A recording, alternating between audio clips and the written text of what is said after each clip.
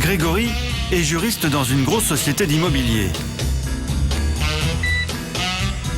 Et depuis quelques jours, à 14 h, il s'absente pour un mystérieux rendez-vous qu'il ne manquerait pour rien au monde. Derrière cette porte, un centre très particulier. Grégory Baril, je venais pour savoir s'il était possible de faire ma petite sieste. Bien sûr, c'est gentil. prévu, je vous accompagne. Merci.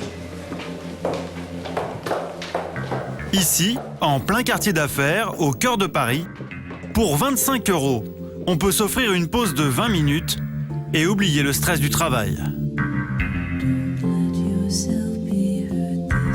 À chaque cabine, son univers. Lagon bleu, jardin à la campagne ou ambiance indienne. Et pour les cadres les plus dynamiques, fauteuil massant pour sieste tonique.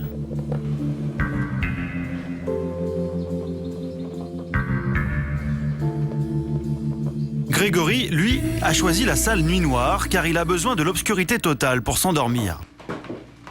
Monsieur, vous avez donc un espace sieste qui vous est réservé. Très bien. Donc vous avez la possibilité bien sûr de privatiser l'endroit, de le fermer pour être Parfait. tranquille. La télécommande pour avoir accès à la musique. Très bien. Et puis le vide timer qui vous permet en effet de vous réveiller à la fin de votre pause. Heureusement. Donc en fait on va le mettre, votre pause est de 20 minutes. C'est ça. Lorsque la séance est terminée, vous pouvez vous réveiller, vous pouvez nous retrouver au salon à l'accueil. Je vous en remercie. Merci. À Bonne tout à l'heure. séance. Merci, à tout à l'heure.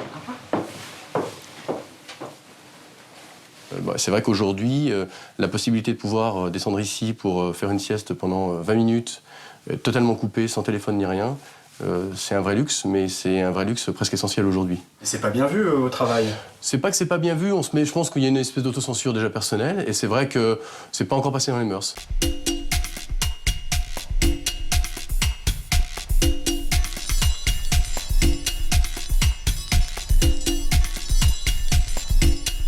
Et 5 minutes plus tard... Mais la sieste pendant les heures de bureau, c'est encore tabou.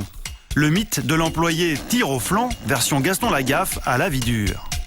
Pourtant, dans l'entreprise de Grégory, c'est le patron qui pousse ses employés à faire la sieste. Il leur paye même les 2 premières séances.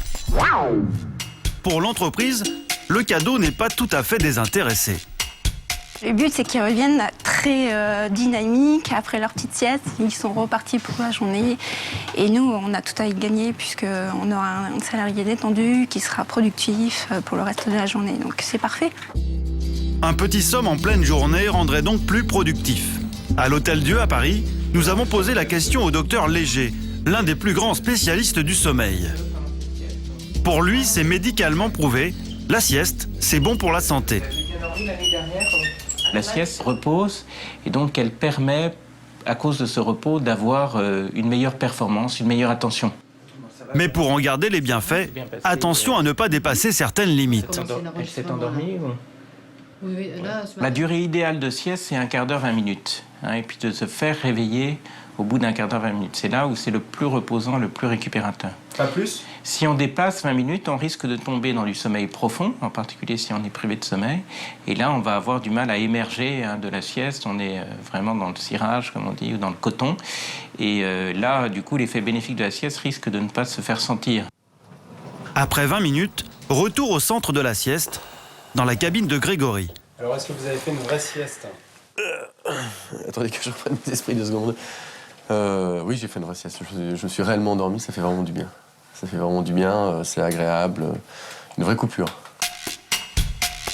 Le fait de ressortir tout de suite dans la rue, ça va me donner un regain d'énergie.